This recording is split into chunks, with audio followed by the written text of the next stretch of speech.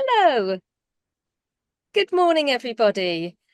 Thank you so much for joining our Supercharge Your Black Friday webinar. I'm delighted to be your host today. My name is Lou, and I look after the sales team here in the UK. I'm joined by Kelsey on screen and Ben to my right. Kelsey is one of our senior product experts here at Veeqo. She has 5 years of experience helping our sellers on board. She knows all the best practices and tips and tricks on how to make the most out of Veeqo. And we're going to share 3 of those with you today. Some of you may know Ben. Ben's been with us for 10 years here at Veeqo, also a senior product expert. What Ben doesn't know isn't worth knowing. He'll be helping answer all our Q&As today.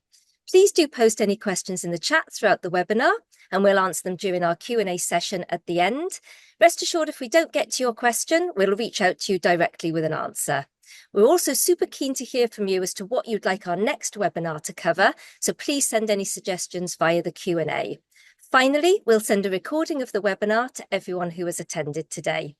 So if everybody is ready, I'll hand you over to Kelsey to tell you more.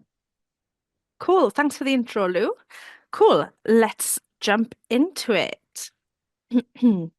Cool. So to start with, I just wanted to talk you through some stats we found around Black Friday. We all know it's a great time to grow your sales, but looking at data from Black Friday Cyber Monday from 2023, it's estimated that £13.3 billion was generated. And the great thing about Black Friday is that it doesn't just mean an increase in sales around the event itself, but studies have shown that up to 84% of customers agree that a positive experience during Black Friday would encourage them to shop with you again. So it can be a great opportunity to grow your repeat customer base. And outside of Black Friday, studies suggest that selling across 3 or more channels can help you unlock more sales, increasing by as much as 190%. So, selling multi-channel, specifically when coming into Black Friday, is a great place to be. But I understand there can be some challenges that come with these increased sales. So today we want to talk you through some strategies that our sellers use in Veeqo that you can implement in just an afternoon to help simplify your operations and provide a great customer experience.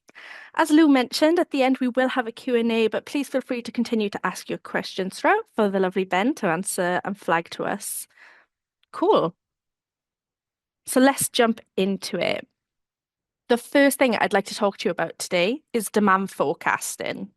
So one of the main struggles when selling on multi-channel is obviously managing your inventory, even more so during busy times such as Black Friday or when you're running promotional deals throughout the year.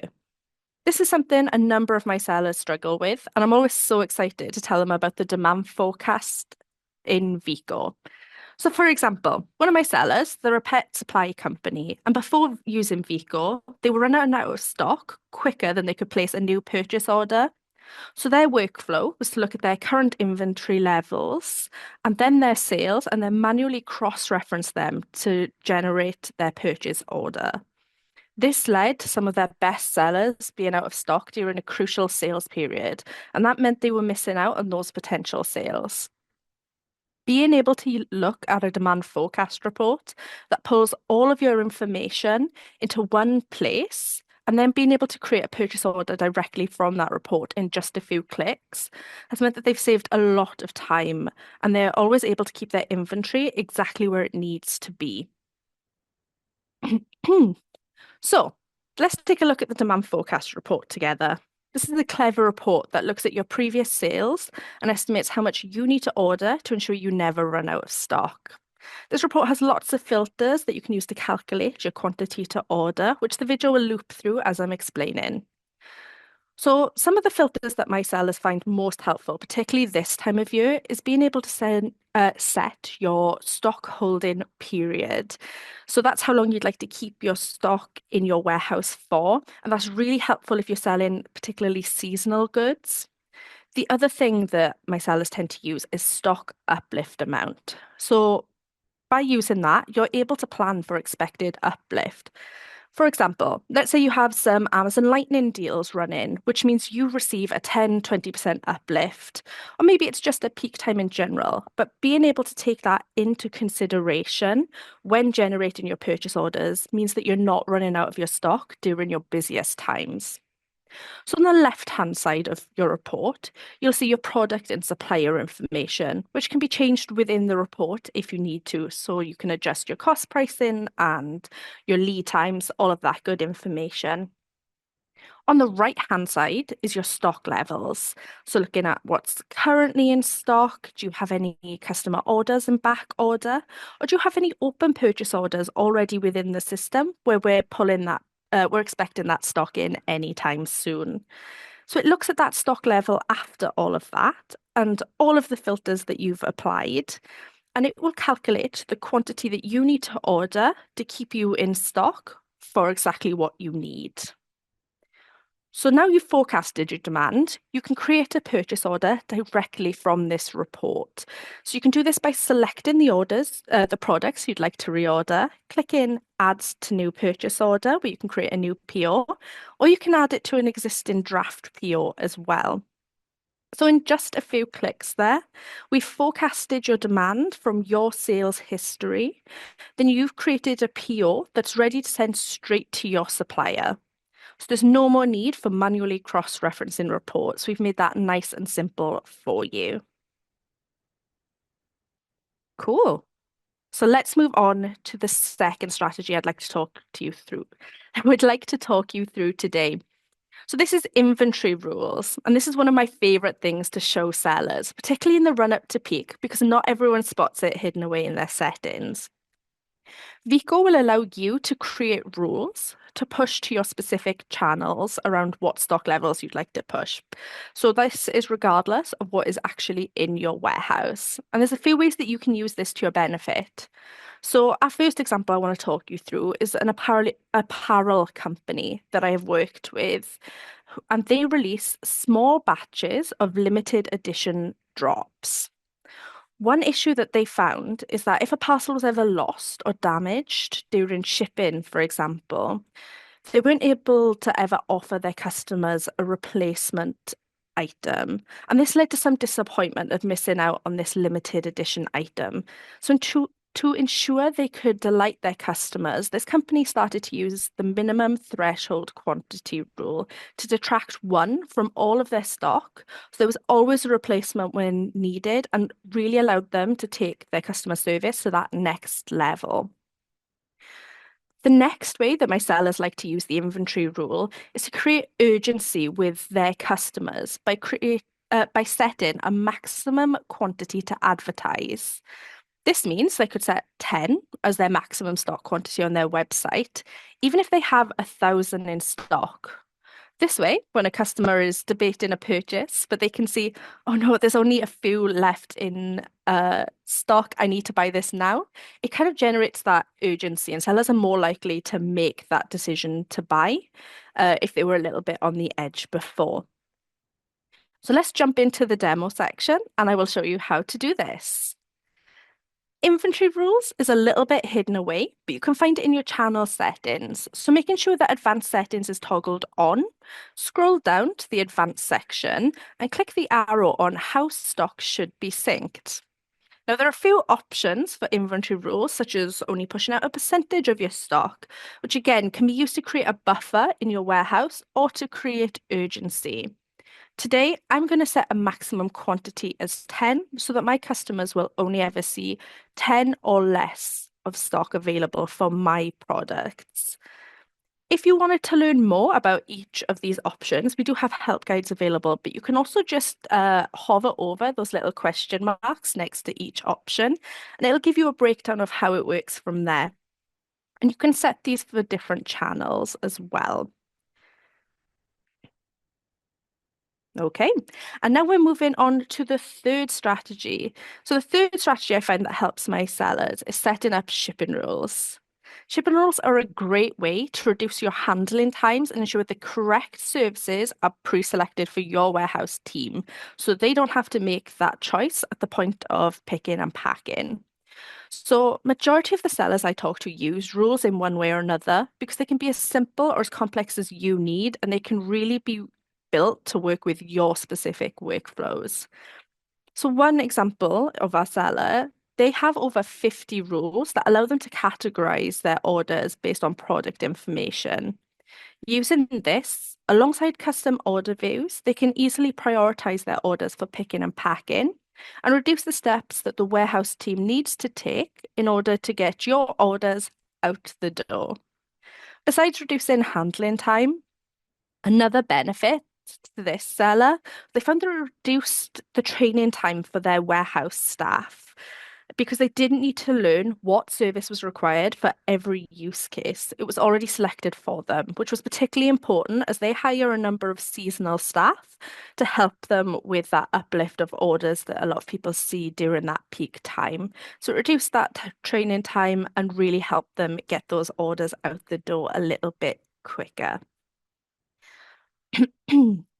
So let's jump into the demo. So Amazon shipping rules can be found on your settings page, and I've got a simple rule here I've created for my Amazon shipping small parcel orders, and I've based it on the dimensions and the weight of the product. So I've named it clearly, and for the when section, I've left the default option of when an order is created or updated to make sure this has the best rule of catching my orders.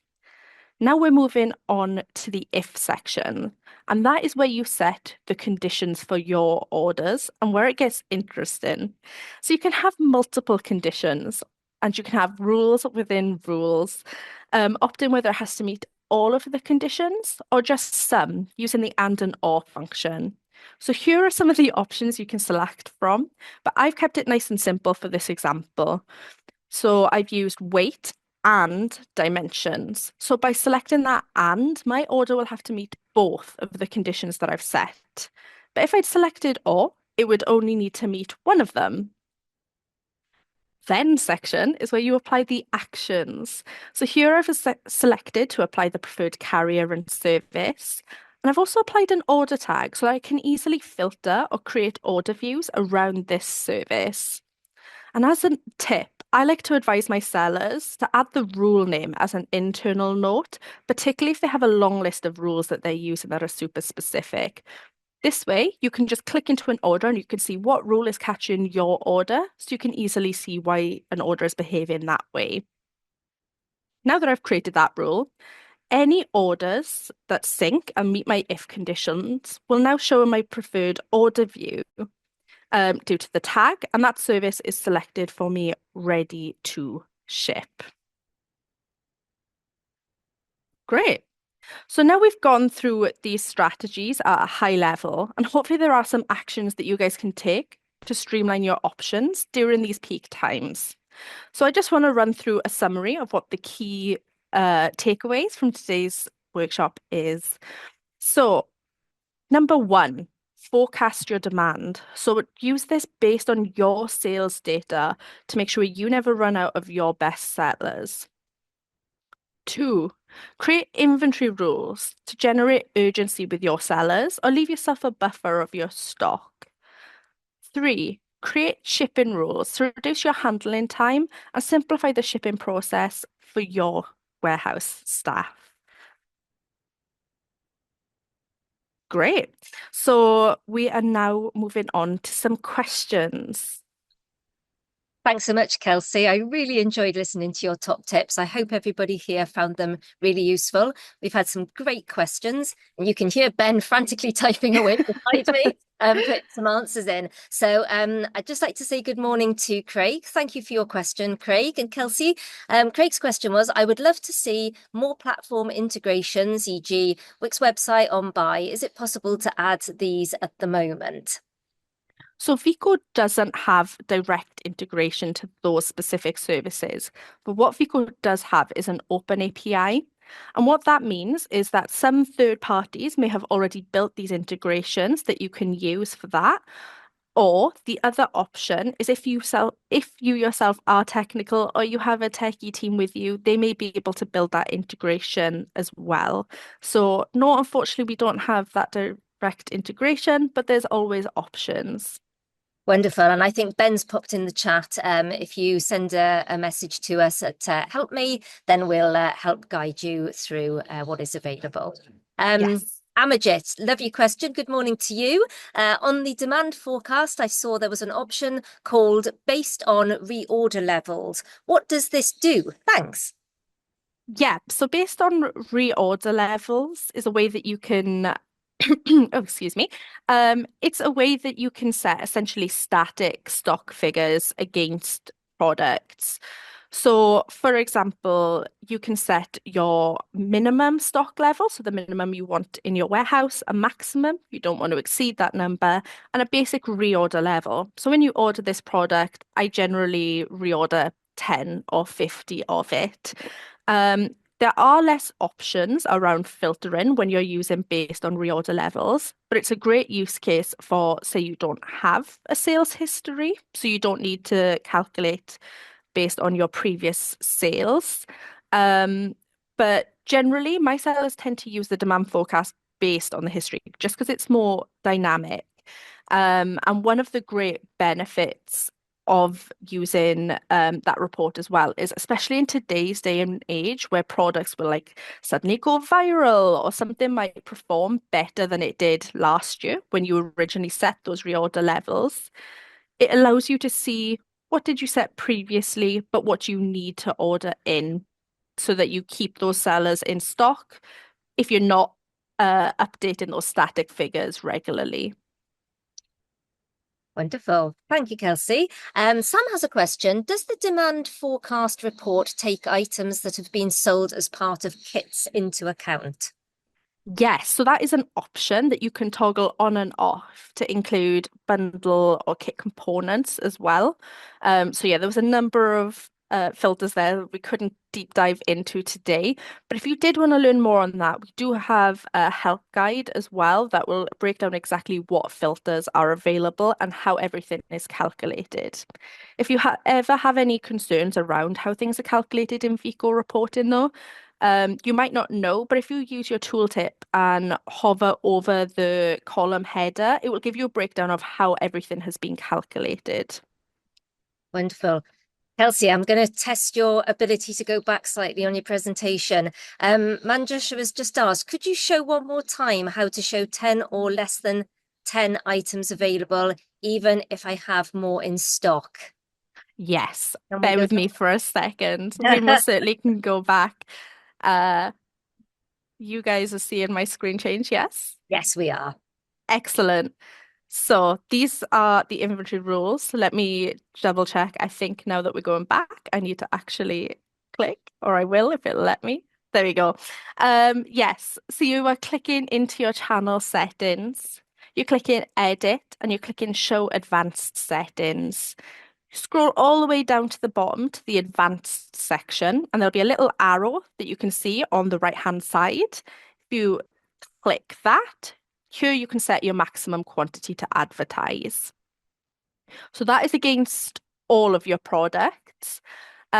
If you are obviously wanting to show like slightly different stock levels for each product, then I'd recommend exploring the quantity percentage of quantity. So you can choose to only push out 50%, and that way your stock will be different on each product, but you will still have created that urgency.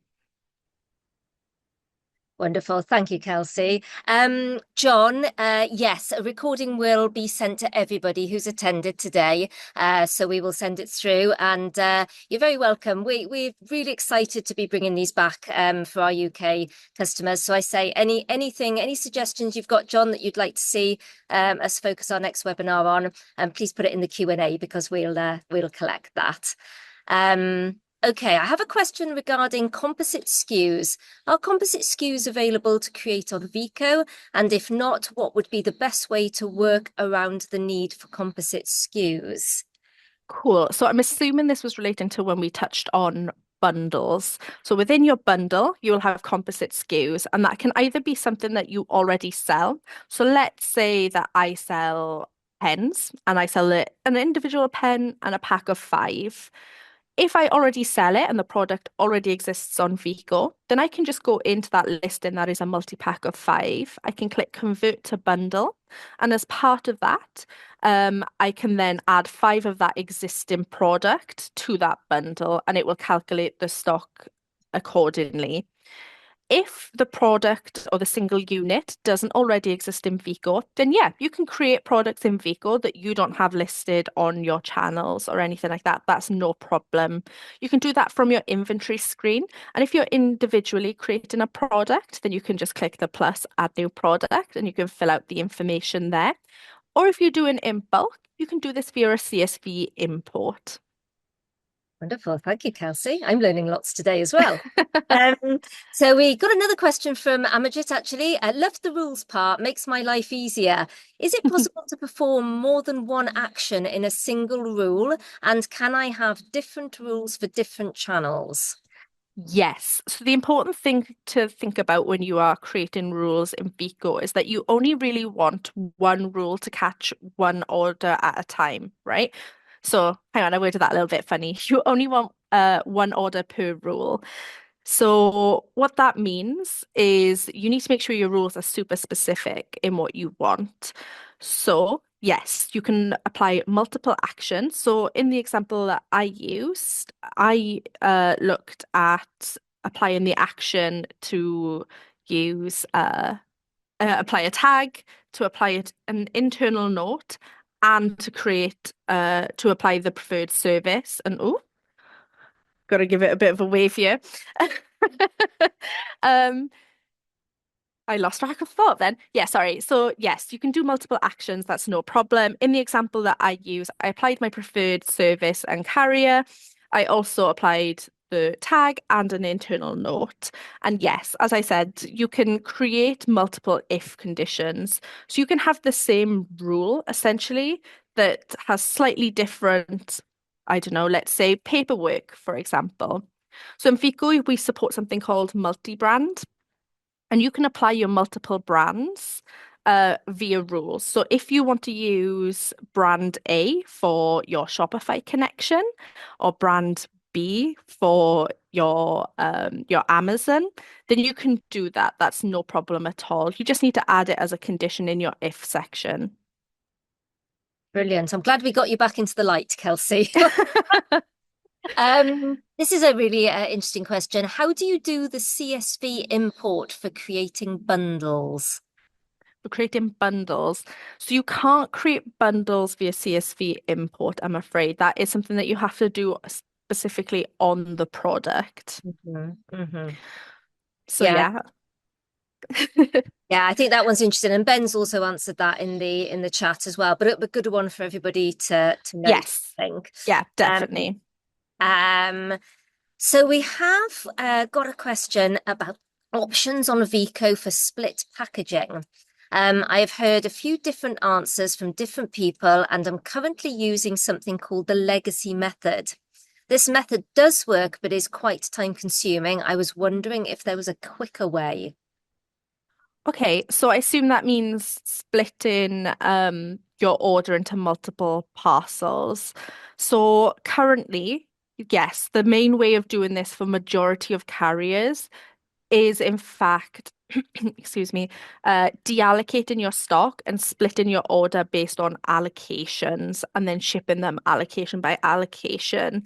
For, I believe it's 2 carriers. I believe it is DPD and potentially DHL. There is the option to just click +1 because they support multi-consignment, and that is why they use a slightly different process versus splitting it out on other carriers. But I'm afraid there isn't a way around that for those carriers. Lovely. Thank you for confirming that, Kelsey.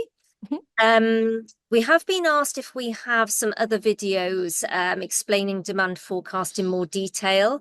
What we'll do is we'll make sure that we capture that question and we can do a recorded video and send that directly to you. I'm just sure if that helps, so we can go into a little bit more detail for you there. Mhm. And we have a suggestion. Can we automate sending a downloadable URL or PDF to a customer once the product is delivered or payment is completed on Amazon? Do we have such a feature at the moment?